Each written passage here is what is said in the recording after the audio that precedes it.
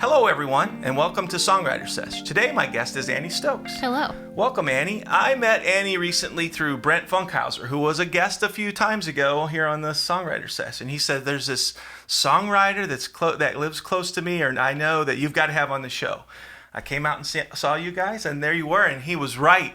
So I'm so glad to have you here today. I'm so glad to be here today. Thank you so much for being accommodating and having me out. Yeah. So, well, this show is about songwriters, and that's there's a lot of artists that I see in the area, and a few have asked me, could I be in your show? I said, well, send me some of your songs. They said, well, I just play covers, and I said, well, my show's about songwriters, and Annie is a songwriter for sure. How many albums do you have out now, Annie? Ooh, okay, so I have 2 EPs out, and then I have 4 full-length albums out. Wow, prolific. But I would like to say, I've been doing this for a while, and I feel as though the last 2 albums and the last 1 EP are what I'd like to be remembered by. Well, you got to have your starter album, right? Absolutely. And I'm proud of my public journey of learning. But yeah, you got to find your way, and then years from now you'll go back to that first one and say, there's stuff on that was really true and genuine. Yeah.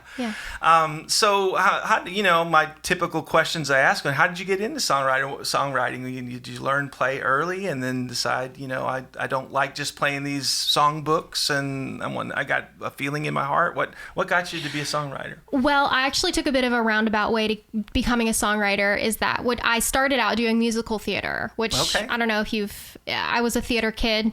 I have a theater kid. Yeah, so we're fun. So I started doing musical theater and performing in that capacity. And at the same time, I was always writing. I was doing short stories and poems and attempting to write novels in high school. So as you can tell, I clearly got invited to a lot of parties. Yeah. But then when I was about 21, I started combining the two things. I decided, I wanted to put writing and music together. And at that point, I started teaching myself how to play guitar. So at the time, it felt like I was really behind because, of course, all of my friends were in the early 20s.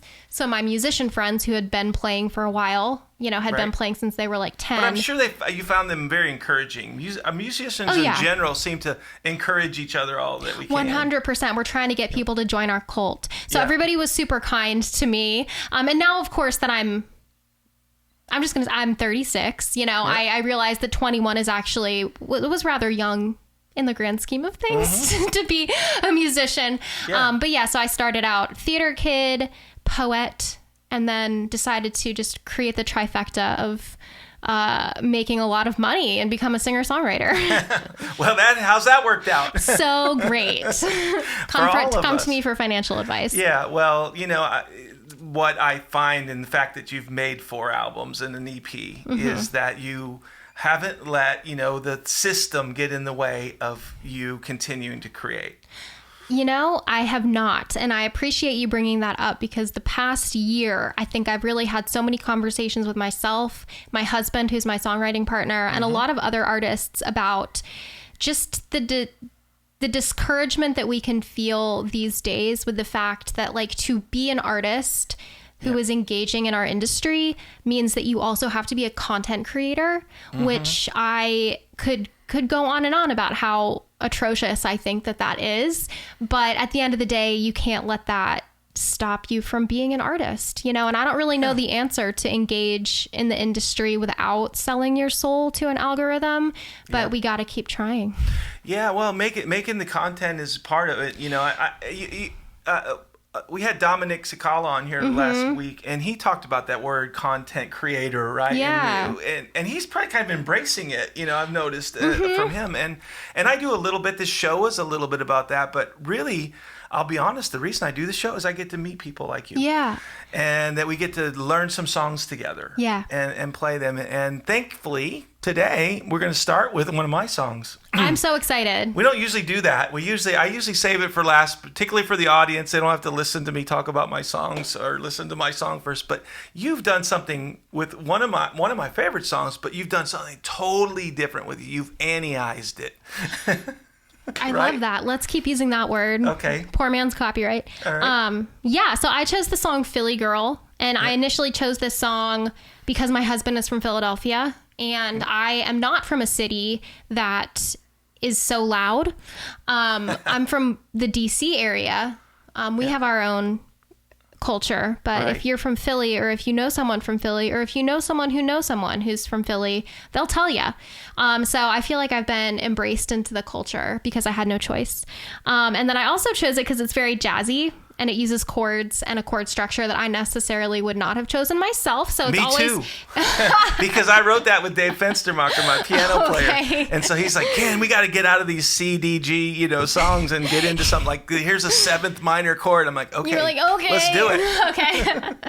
Yeah. So that was, I had a really great time learning this song and arranging it in a way that I hope is honest to the song, but also is something I can sing. So well, I've heard it, and yes to both of those. It's honest, it's different, and let's play it. Okay, let's do it.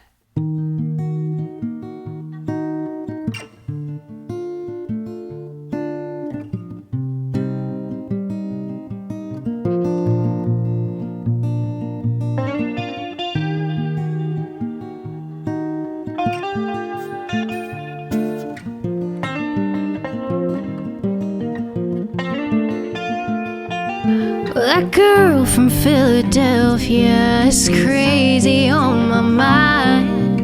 I haven't even met her, but I see her all the time. Sitting in the corner with her coffee and her phone. I'm paying close attention, but I'm leaving her alone.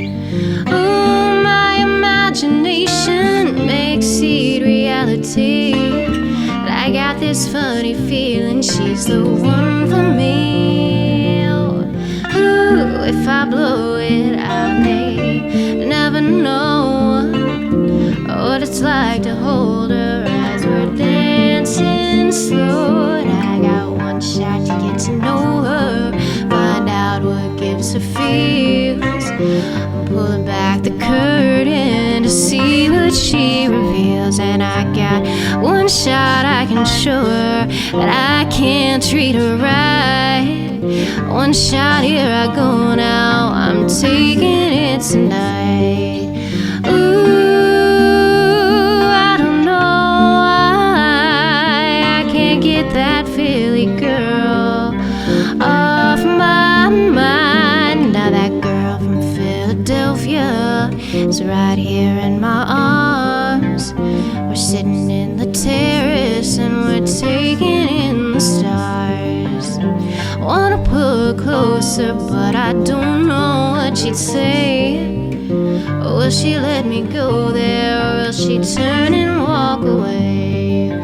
Oh, my imagination may exceed reality, but I got this funny feeling she's the one for me. And oh, if I blow it, I may never know what it's like to hold her while we're dancing slow. And I got one shot to get to know her, find out what gives her feels. I'm pulling back the curtain to see what she reveals, and I got one shot I can show her that I can't treat her right.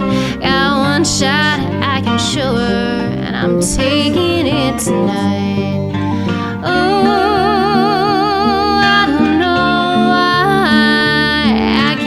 that Philly girl off my mind. Though I really have no reason to believe we will fall in love and she'll never leave. Will she shake me? Will she break me? Will she wake me up and take me where I want to go? Ooh,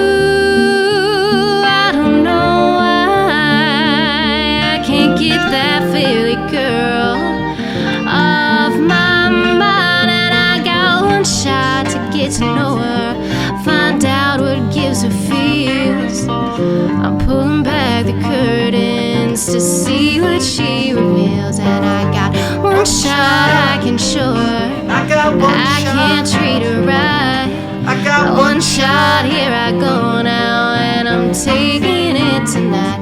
And I got one shot, get to know her, find out what gives her feels. I got one I'm shot. pulling back the curtains to see what she reveals. And I got one shot, I can show her I got that one I can't shot. treat her right. I got one shot, here I go now, and I'm taking it tonight.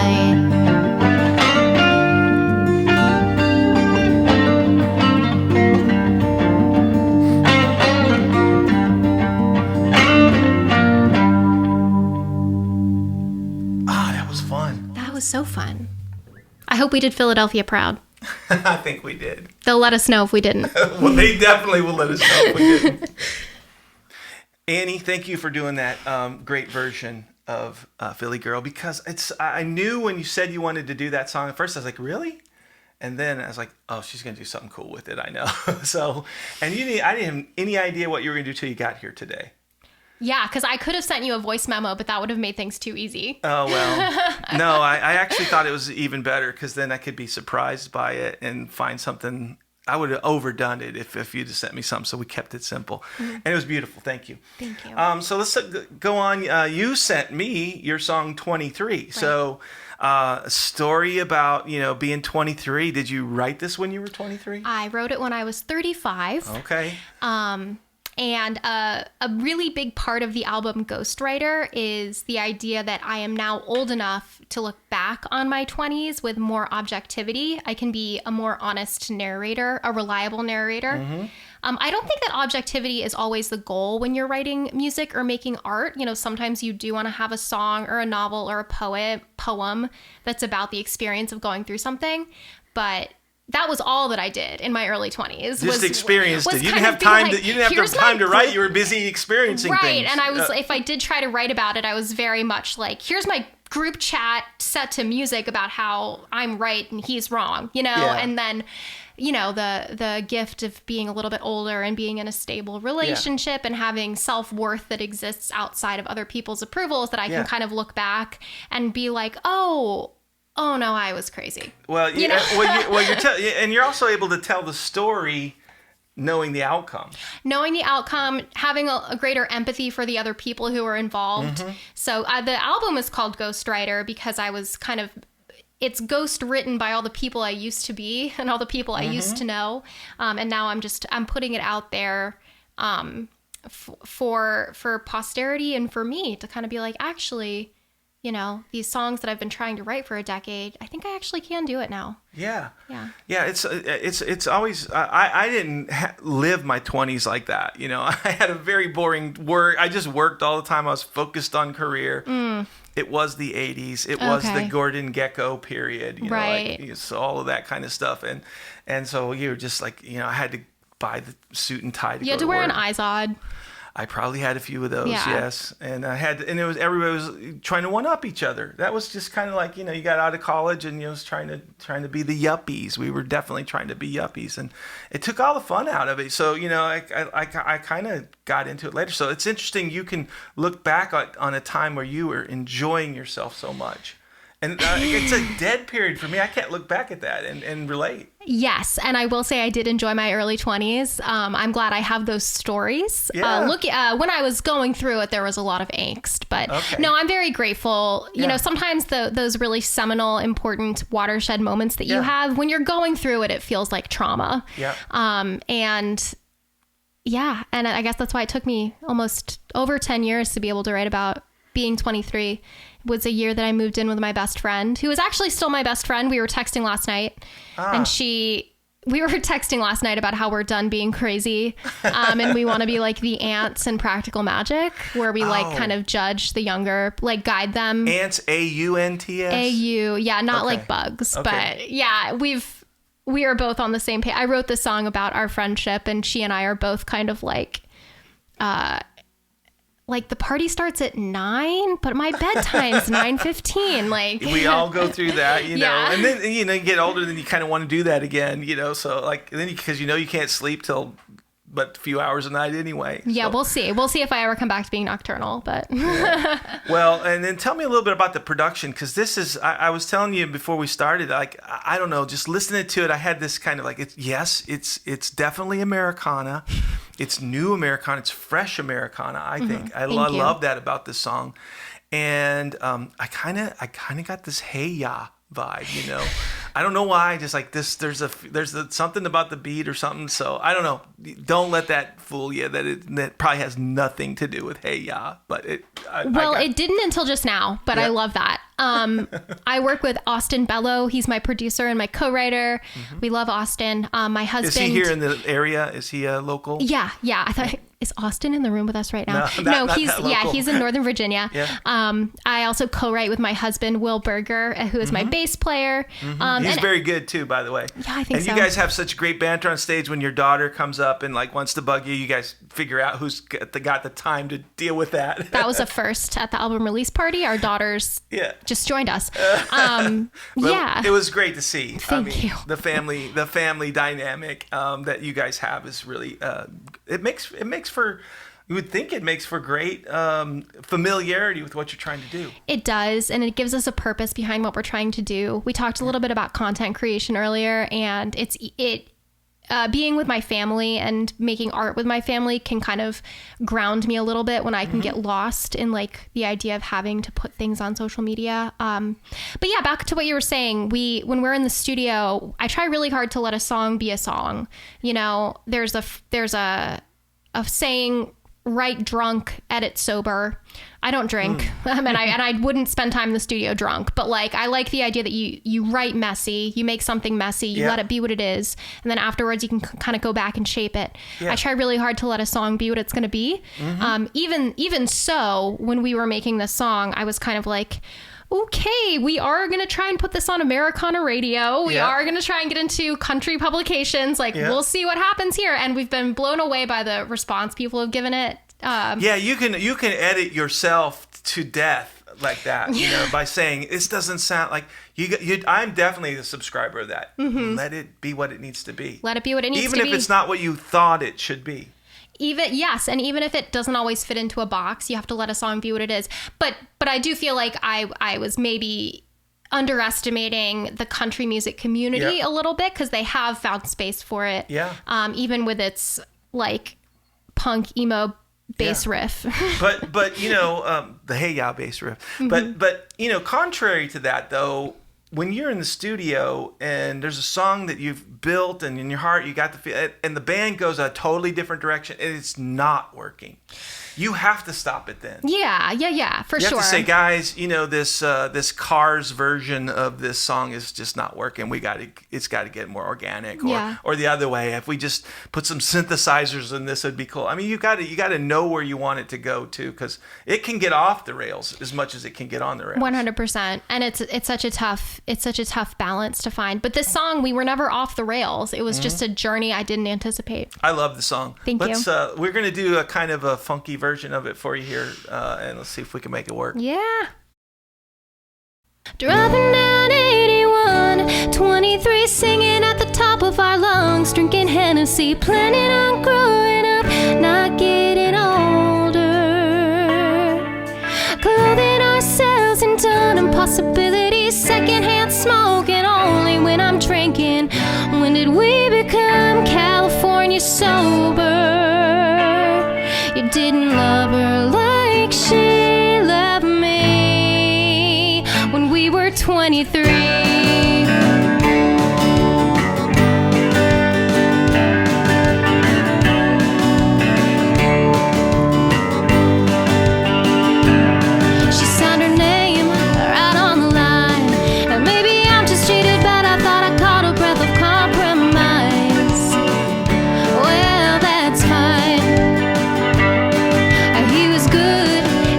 Blame, and I can't say if I hate him or if I prefer her maiden name.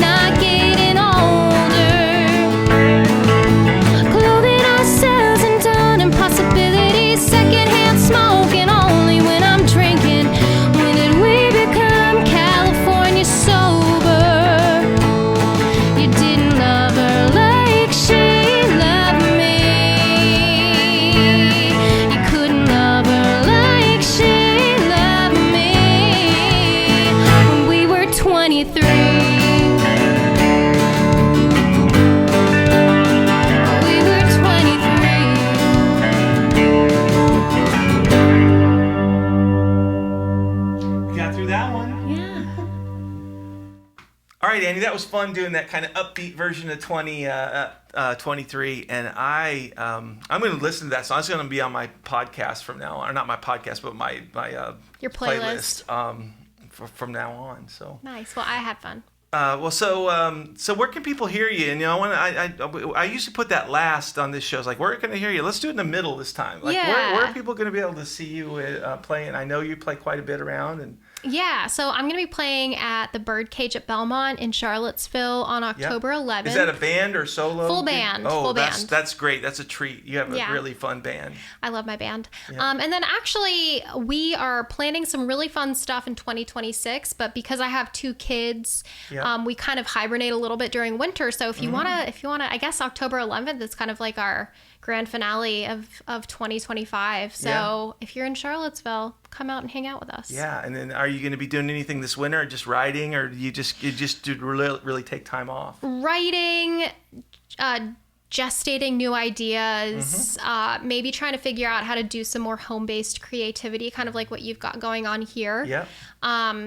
Touring is an interesting season of people's lives. I enjoy touring, but it's definitely not something you can do all the time, especially when you have young kids. Yeah, so we were just talking about that too. I wonder if it's even worth it anymore. To tour, this could be an entirely different podcast, but the finances of touring and playing all over are tough. I know that for me, with my children having their own, they're starting to build their own lives, and I don't always want to interrupt that. And I also have financial obligations that exist outside of my band. So it's not always financially responsible to tour or financially desirable. Right. Certainly not in winter, but we had a really good tour over the summer. Beyond the financially, I mean, it's hard to get people to show up, and just like to make it worthwhile. You go to all this trouble to go. I won't say who it is, but there's a songwriter friend of mine that I was so excited because I went to Dallas, Texas. And this songwriter, a friend of mine, was playing there, and I happened to be in Dallas, and he's from around here and was playing in Dallas. I said, "Oh, this is great! I'm going to go show up and see, be from Maryland to represent." And I was the only person there. Yeah, and that's such a bummer story, but it's like so common, and it's really hard not to internalize it. But I know that when I talk to all of my artist friends, it's not something we're putting on the highlight reel on social media, but everybody has those shows, and I don't know the trick to get people to come out to see live music right now. It seems a little harder. I'm hoping that people start wanting to get out and do things, and then it'll have a revival of sorts. Hopefully. You never know. I mean, people maybe are just stuck in our basements from now on.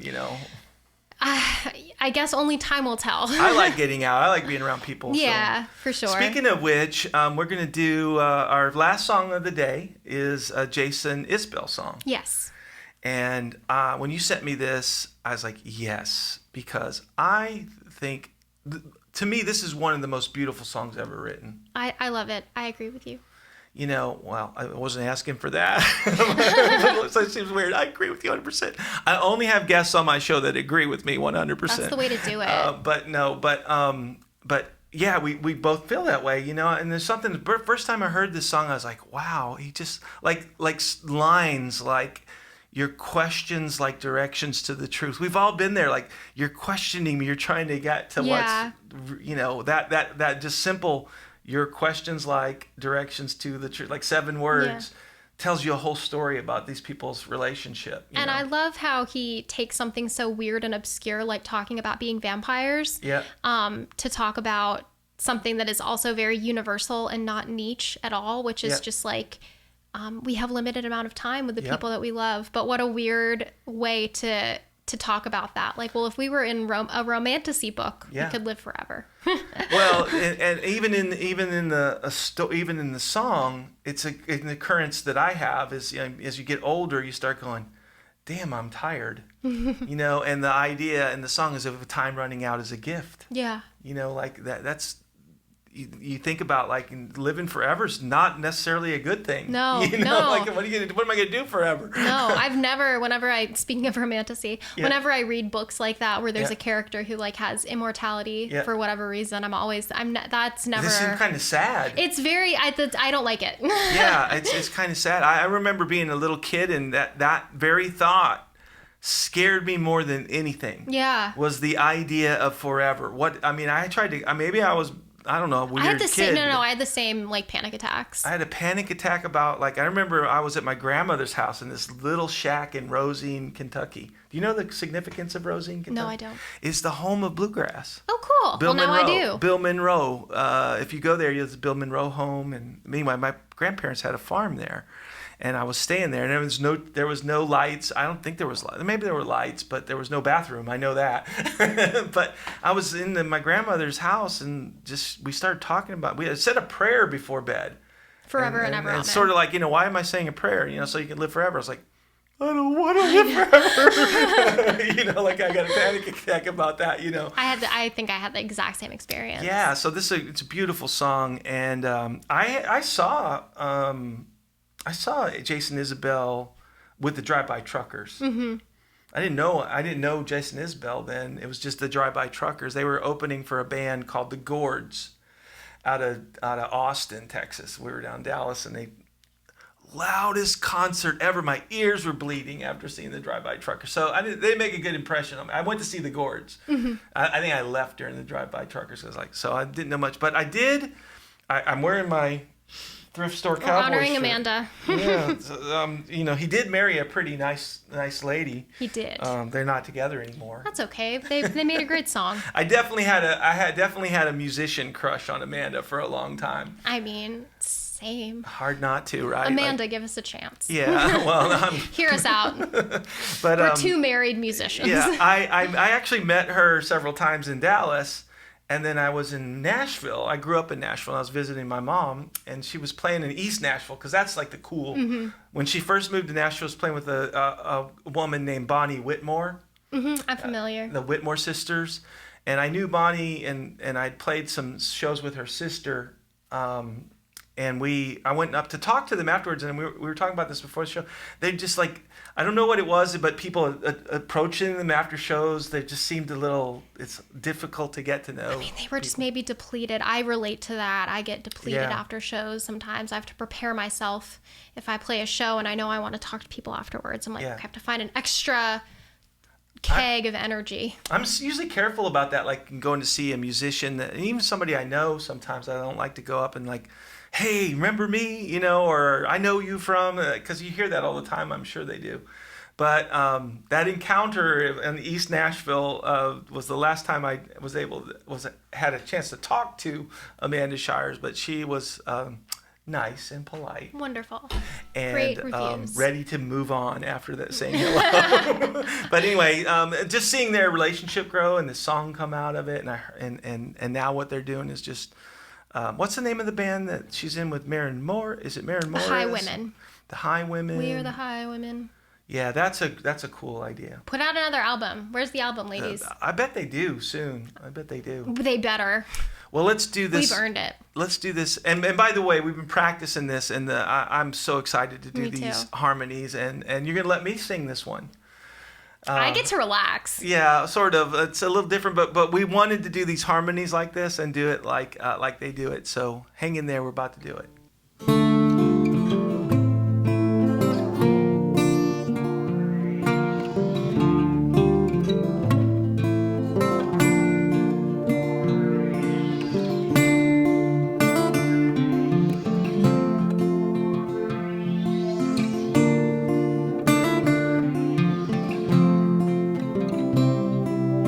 It's not the long flowing dress that you're in, or the light coming off of your skin.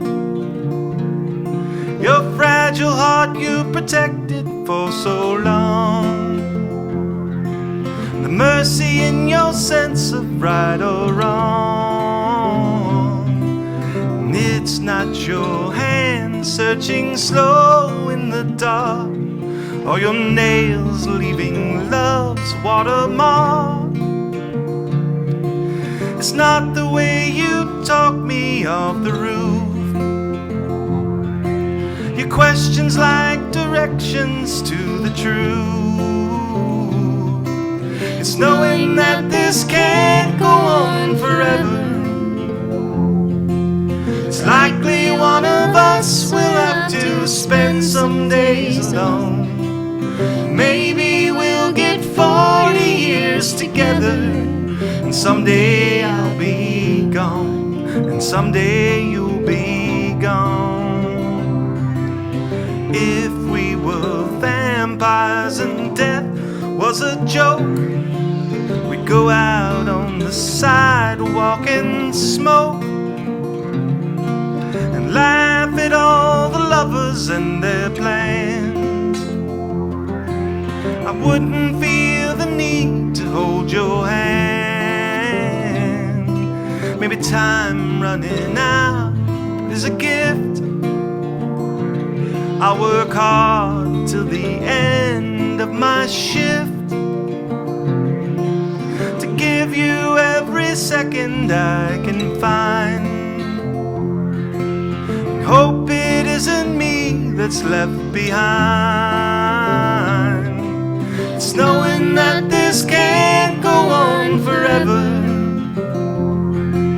And likely one of us will have to spend some days alone.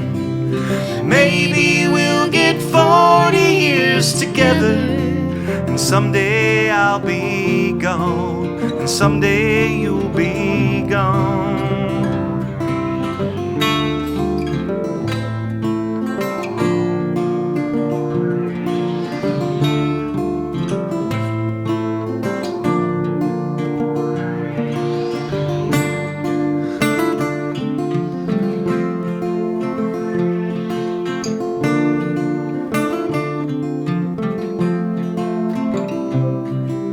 It's knowing that this can't go on forever.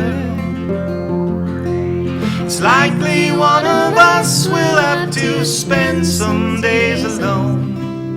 Maybe we'll get 40 years together, and someday I'll be gone, and someday you'll be gone.